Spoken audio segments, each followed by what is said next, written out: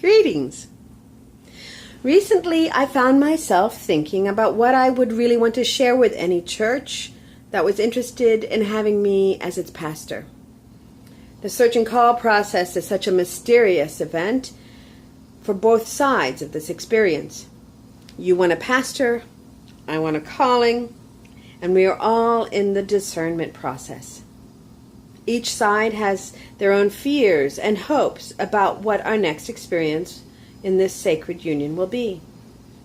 It's a mystery as we juggle our cognitive processes with a trust in God and hope that we will have a clear yay or nay and that all will be well. I will share with you my vision of church, how I think it could be, what I see as the challenges of the church today, and I ponder how we can deal with those challenges and be the body of Christ that is so needed in these times. I believe that the love of Jesus became a powerful Jewish movement, which became a new faith, because he was sent by God to show humanity how beloved and valuable we each are. Throughout time, individuals have been told by family members, by society, and even their own faith traditions that they needed to be better and can earn love and grace, and that they were somehow unworthy until then.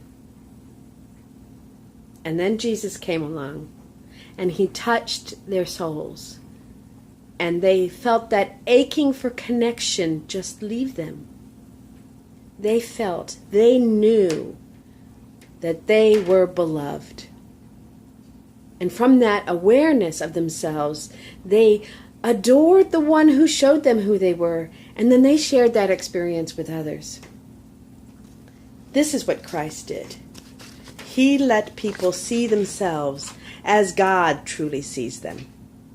And from that awareness, they couldn't help but see it in others and share their perceptions with them. This is the foundation of the Jesus movement. The power of knowing how beloved one is, and the joy causes a ripple effect. This is what the church was designed to be the place where people are drawn to, because they could see themselves and others through God's eyes.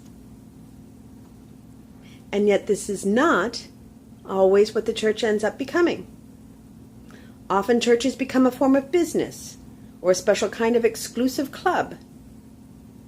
When I was a child, everyone I knew was a member of some church, and a professed atheist created a sense of fear and confusion. Now, so many people have left the church, and atheists are much more common and not at all scary. Good, kind, spiritual, intelligent, seeking people have left the church because they did not feel welcome as they were. More and more stipulations seem to be placed on their acceptance into this one community. So much so that life outside of the body of Christ seemed to be a more sacred and trusting place. Now, we all love our home churches. The memories that we have of them are enormous. They were the places of our finest life experiences. We had marriages and baby dedications, baptisms, funerals, holy days. Our home churches carry all of those memories of those fine moments with them. And to watch membership dwindle is a highly emotional existential crisis. Losing and seeking a pastor is a continuation of that crisis. It's a place of unknown void and wonder. How do we follow Christ's teachings and not worry about something that is so important? So here we are, connecting and wondering. Are you right for me? Am I right for you? And we must eventually decide yay or nay and go on with the next phase. A challenge for the church today is how to adapt to the changing culture. We all see churches dwindling in attendance, and some of our churches have even closed, and fear creeps into our faith. It becomes harder and harder to trust each other and God. I believe that we don't have to adapt to the changing culture. There is a simple and yet very difficult answer to our problems.